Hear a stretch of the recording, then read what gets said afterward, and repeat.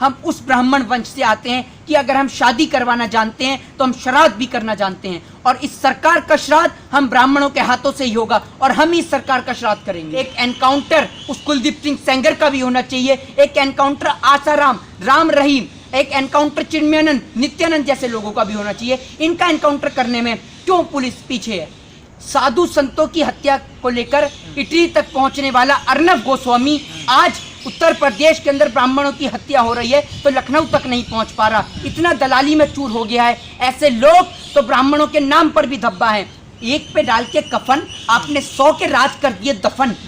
आपने एक मात्र विकास दुबे को मारकर उन लाखों हजारों नेताओं को बचा लिया जिनकी फोटो सोशल मीडिया पे लगातार वायरल हो रही थी विकास दुबे के साथ में।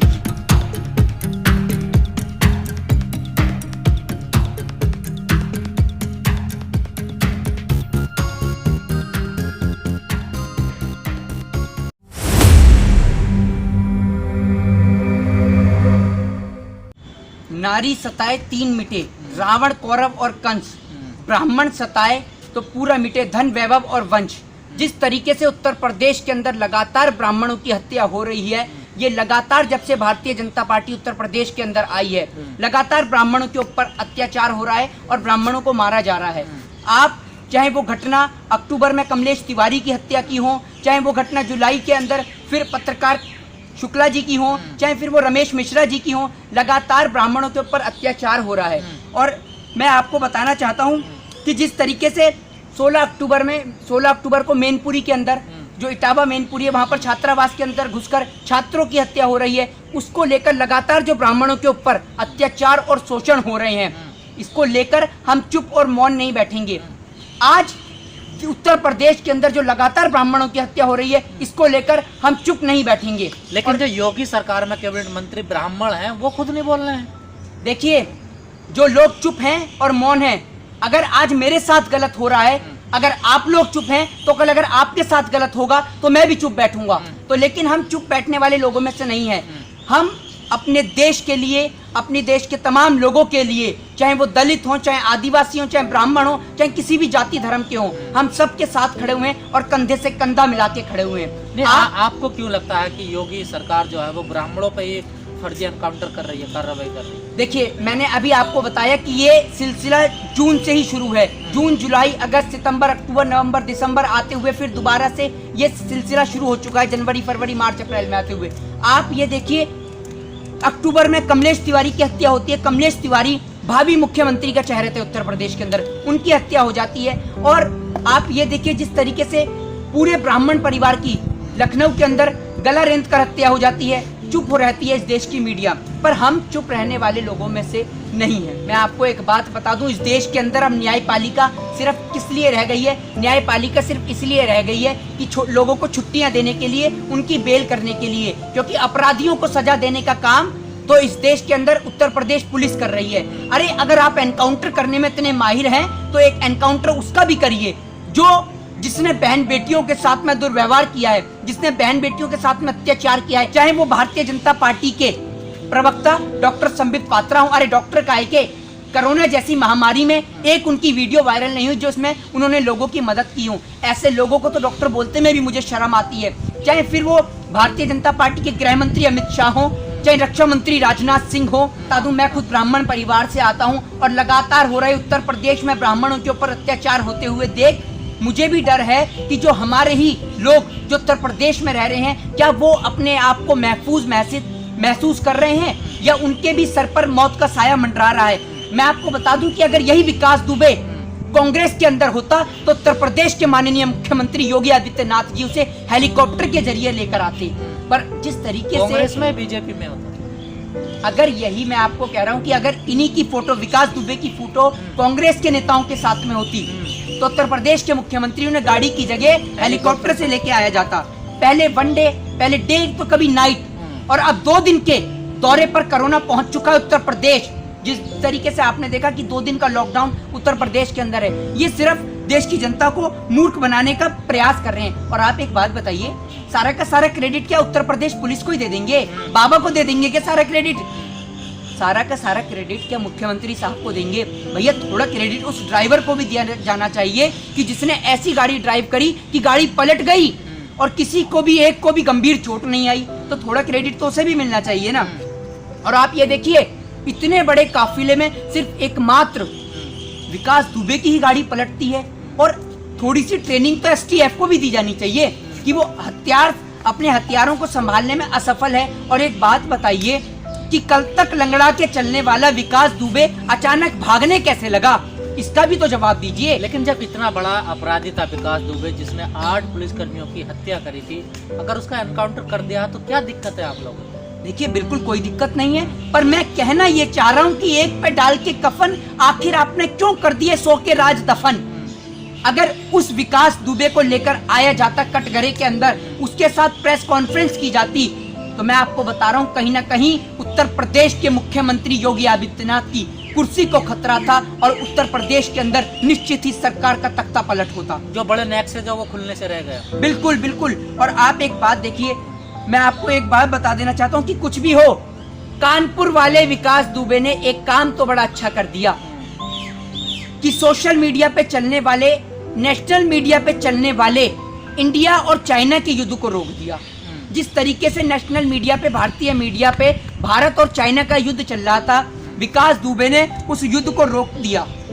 और आप ये देखिए, ये सारा का सारा फिल्मी सीन, जिस तरीके से आपने सभी ने देखा होगा कि जिस तरीके से कोर्ट के अंदर गवाह जाता है, नेता के खिलाफ गवाही देने जाता है, या तो उसकी गाड़ी पलट जाती है या उसको मार दिया जाता है। तो ये सारा का सारा फिल्मी सीन क्रिएट किया जा रहा है। और आप ये देखिए, 2014 से पहले एनकाउंटर जान बचाने के लिए किया जाता था, और अब एनकाउंटर सरकार बचाने के लिए और कुर्सी बचाने के लिए किया जा रहा है।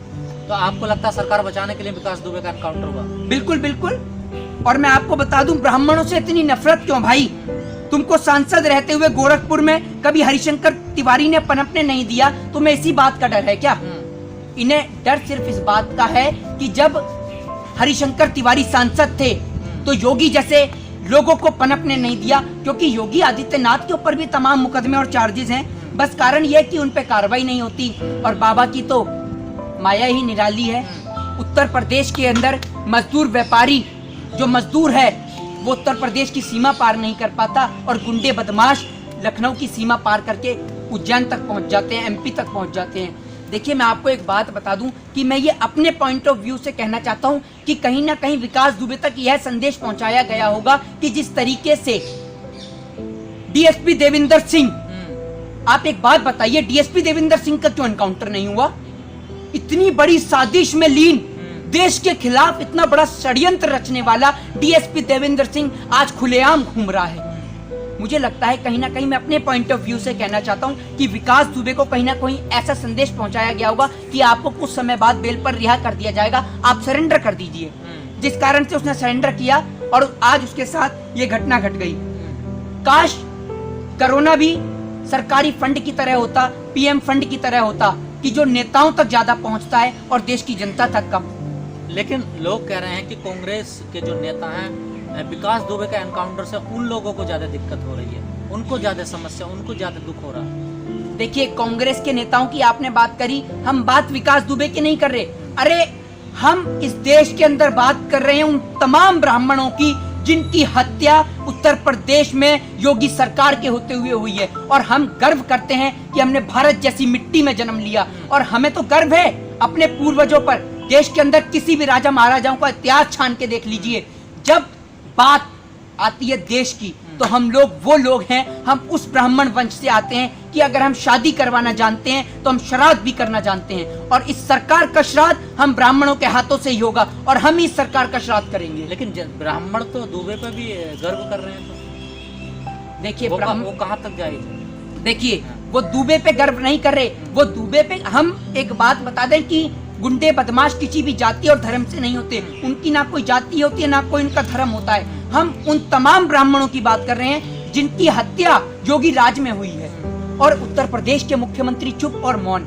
कभी ये दलितों को मरवाते हैं, कभी मुस्लिमों को मरवाते हैं, कभी सिखों को मरवाते हैं, कभी ईसाइयों को मरवाते हैं। तो मैं आपको बता दूं, ये सिर्फ कुर्सियों को मानने वाले लोग हैं, इनके लिए कुर्सी अहमियत रखती है, ना ये देश अहमियत रखता है, ना इस देश के लोग इनके लिए अहमियत रखते हैं। और मैं आपको बता देना चाहता हूं कि अभी बाबा बड़े वाले बाबा जो हैं वो लापता हैं। बड़े वाले बाबा थोड़े दिन में अभी एक इंटरव्यू देने वाले हैं, वो कहने वाले हैं भाइयों और बहनों, मेरा बिहार के साथ में पुराना नाता है। जब मेरी माँ लिट्टी बनाया करती थी तो मैं बिहार से चोखा लेने जाया करता था। तो वो बिहार के बाबा भी आपको नजर आने वाले हैं। बिहार का खोया हुआ बेटा जो कुंभ के मेले में खो गया था, बाबा प्रधानमंत्री मोदी अभी मिलने वाले हैं। बाबा थोड़े दिन में कहने वाले हैं कि भाइयों और बहनों, मैं इस बिहार की मिट्टी में पैदा हुआ, मैंने इस बिहार की मिट्टी से जन्म लिया, मेरे पिताजी बिहार में रहा करते थे। ऐसा भी बाबा संदेश देने वाले हैं। पर मैं आपको बता दूं कि हम